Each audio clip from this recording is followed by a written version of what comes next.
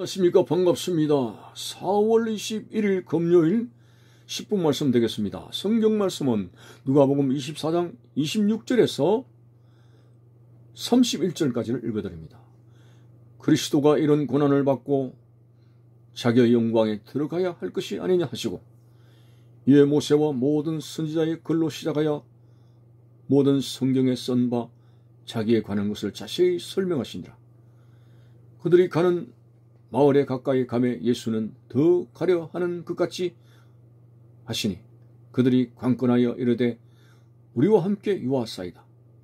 때가 저물어가고 날이 이미 기울었나이다 하니, 이에 그들과 함께 유하로 들어가시니라. 그들과 함께 음식 잡수실 때에 떡을 가지사 축사하시고 떼어 그들에게 주시니 그들의 눈이 밝아져 그인 줄 알아보더니 예수는 그들에게 보이지 아니하시는지라. 아멘. 오늘 본문에서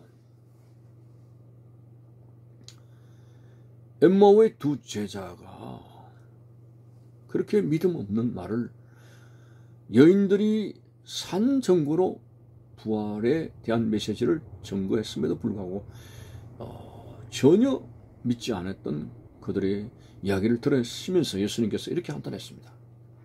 미련하고 선지자들이 말한 모든 것을 마음에 더디 믿는 자들이여, 그리스도가 이런 고난을 받고 자기의 영광에 들어가야 할 것이 아니냐. 주님께서 대단히 실망한 어조로 말씀하십니다.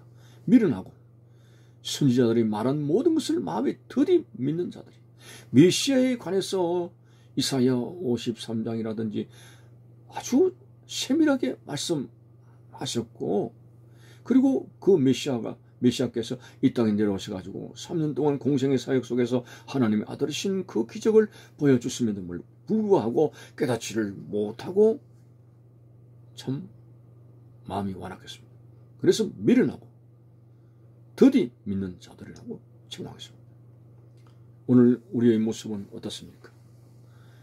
하나님 말씀을 들을 때마다 믿음이 팍팍 오게 됩니까?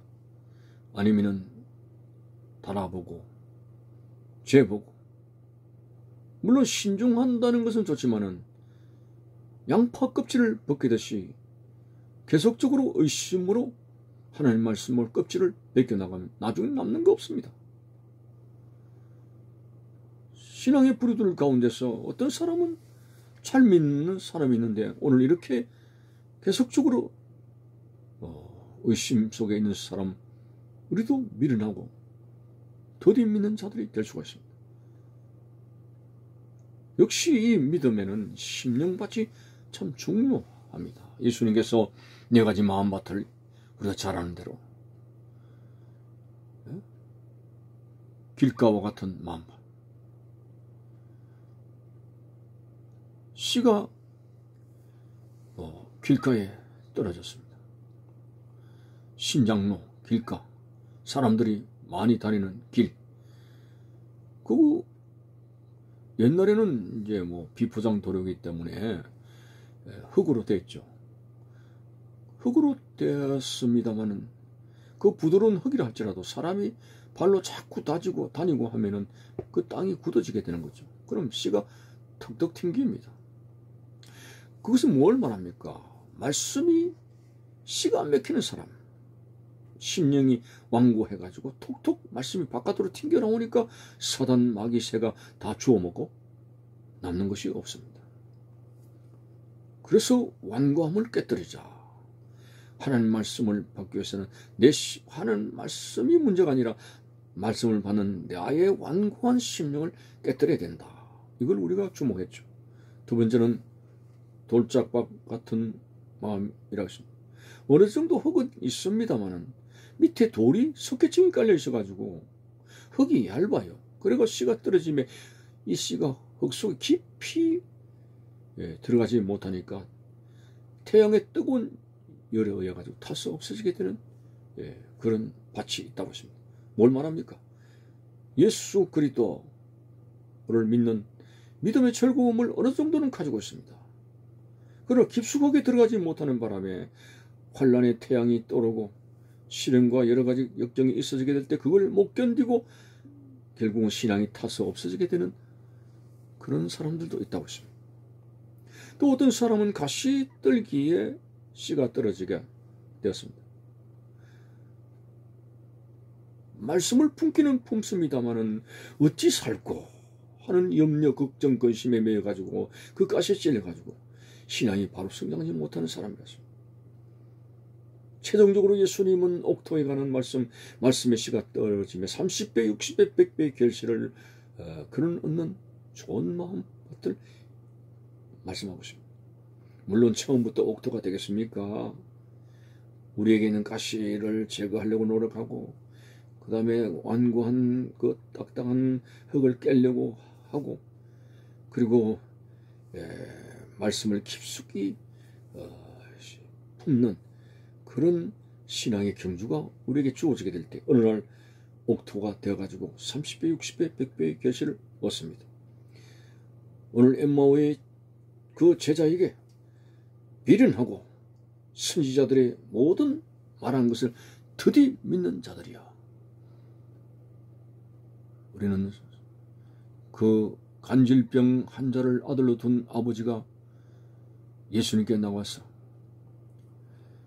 때 무엇을 하실 수 있거든 내 아들을 고쳐달라고 했습니다. 예수님은 그 불신의 말이 바탕이 된 그것이 기적을 행하지 않습니다. 할 수 있거든이 무슨 말이냐. 믿는 자에게는 능치 못함이 없느니라. 책망하게 됐을 때 예수님 나의 믿음 없는 것을 도와달라고 솔직히 고백했습니다. 우리가 믿음 없는 걸 한탄만 할 것이 아니라 하나님 나의 믿음 없는 것을 도와주시옵소서. 믿음이라는 선물은 그 사람이 육신적으로 부유해야 되는 것이고 재능이 많아야 되는 것이고 사회적인 레벨이 있어야 되는 것이고 그게 아닙니다. 빈부귀천 세상의 신분을 막론하고 누구든지 하나님을 향해서 간절히 믿으려고 찾는 자가 된다면 하나님은 우리에게 큰 믿음을 주시게 되는 거죠. 믿음은 금보다 귀하다고 성경은 말씀하고 있습니다. 천하의 어떤 것을 얻는 우리의 노력보다도 하나님을 향해서 가기 위한 이 믿음을 가지기 위해서 동분서주하는 그런 모습이 우리에게 나타나야 됩니다. 아니 믿은 지가 10년이 넘었는데도 믿음은 제자리에 걸음하고 있다면 뭐가 잘못된 것이 아닙니까?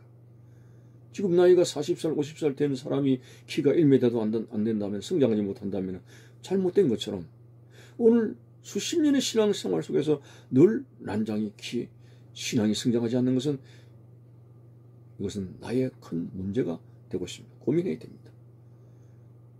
다른 사람들처럼 주여 나에게도 큰 믿음으로 성장하게 해주시고 하나님 말씀이 선포되어질 때마다 의심 없이 받아들여지게 되고 아멘하여 실천하는 자가 되게 해달라는 그런 우리의 몸부림이 있어져야 되는 것입니다. 우리가 믿음이 없고 이렇게 방황하기 때문에 예수님은 고난을 받고 자기의 영광에 들어가셔야 된다고 말씀하고 있습니다. 예수님을 2번 십자가에 못 박는 어리석은 믿음 없는 자가 되지 말고 주께서 말씀을 통해서 증거하는 모든 것에 대해서 열린 마음을 가지고 확실한 믿음으로 살아가는 오늘 우리가 믿음 없으면 모든 것을 잃어버린 거나 마찬가지입니다. 항상 하나님은 믿음 있는 사람에 대해서 기뻐하십니다. 믿음이 없이는 하나님을 기쁘시게 못하나니 하나님께 나아가는 자는 그가 계신 것을 확실히 믿으라고 말하지 않았습니까? 백부장을 왜 하나님께서 기뻐해 하십니까? 이스라엘 중에 이만한 믿음을 만나보지 못했다라고 기뻐했습니다. 그가 예수님에게 무슨 물질로 식사로 대접하고 그래서 주님을 기쁘시게 한 것이 아니라